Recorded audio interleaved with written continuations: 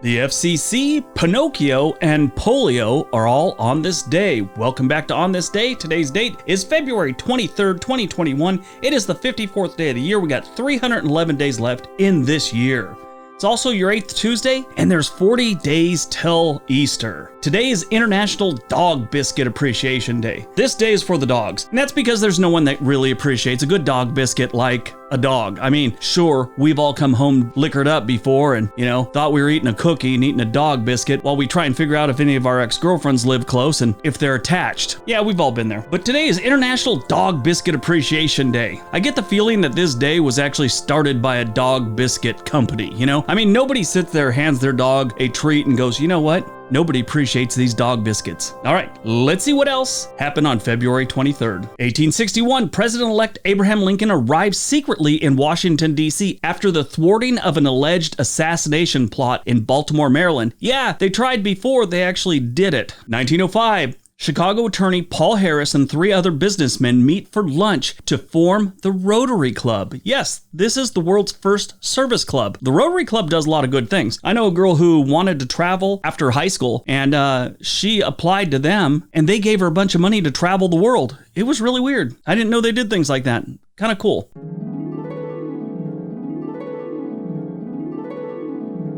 1927, U.S. President Calvin Coolidge signs a bill establishing the Federal Radio Commission, or the FRC. Later, it's replaced by the FCC, which is the Federal Communications Commission. This was set up to regulate radio frequencies and who owned radio stations and things like that here in the United States. Later, it went on to do television signals, satellite, and now the internet. This is part of the government that has come under some controversy over the years. Back when TV signals were sort of new, they came under scrutiny for limiting the amount of stations, saying that the frequencies being so close would create interference. This is back before cable and television signals came over the air. Some say this was BS and it was just the networks trying to stifle competition and the FCC was in on it. So that was back then. These days they're dealing with net neutrality. There's a lot that goes into this one, but in a nutshell, net neutrality in theory is set up to protect the consumers from internet providers controlling what they're allowed to do on the internet. As an example, someone like Comcast could block you from watching Netflix to try and get you to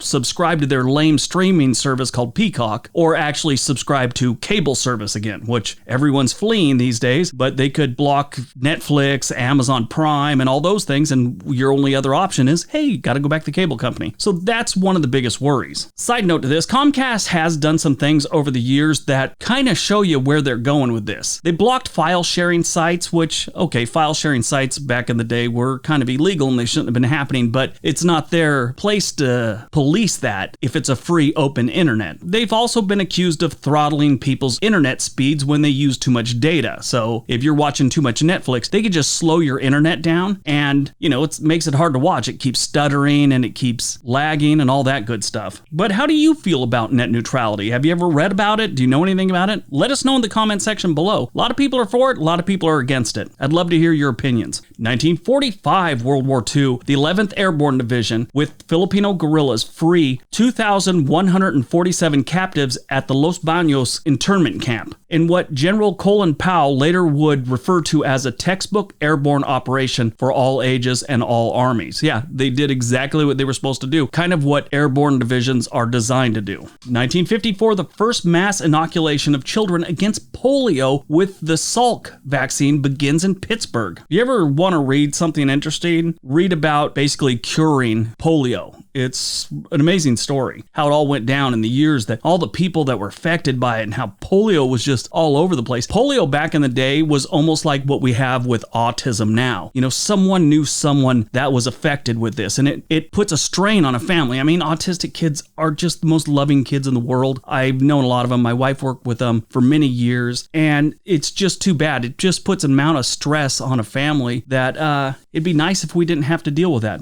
Polio and the vaccines that came out just changed our world. Hopefully they'll have something like that for autism eventually. 1983, the United States Environmental Protection Agency announces it intends to buy out and evacuate the dioxin-contaminated community of Times Beach in Missouri. Yeah, they actually bought a town. 1998, in the United States, tornadoes in central Florida destroy or damage 2,600 structures and kill 42 people. Movies released on February 23rd, 1940. Pinocchio. This is a classic Disney musical fantasy film about a living puppet who must prove himself worthy to become a real boy with the help of a cricket. Yeah, that one's always been weird to me. Sounds more like a story you get from a guy that took mushrooms, not a Disney story. Sort of like Horton Hears a Who. That one's always, I thought, was really strange. Think about it. You got a pachyderm that can get up to a couple tons. He's got voices in his head telling him to do things. That a good idea to be teaching your kids that an elephant can have split personality or voices in his head? That's always seemed weird to me.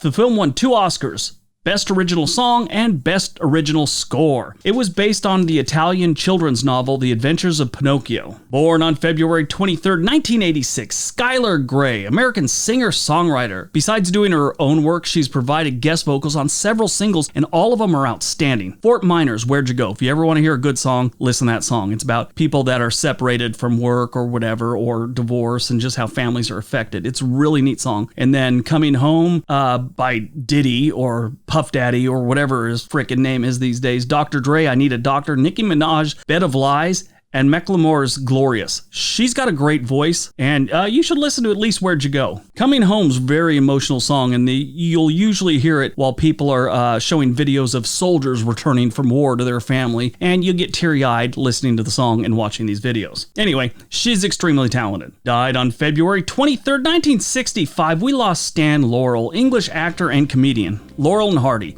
I didn't know he died all the way back in 1965, but the dude was born in 1890, so he at least lived to 75 years. Alright, that's today's video. Hope you guys enjoyed it. Hope you got some information out of it. Now go forth, have a productive day, and we'll see you tomorrow. Be nice to each other, everyone.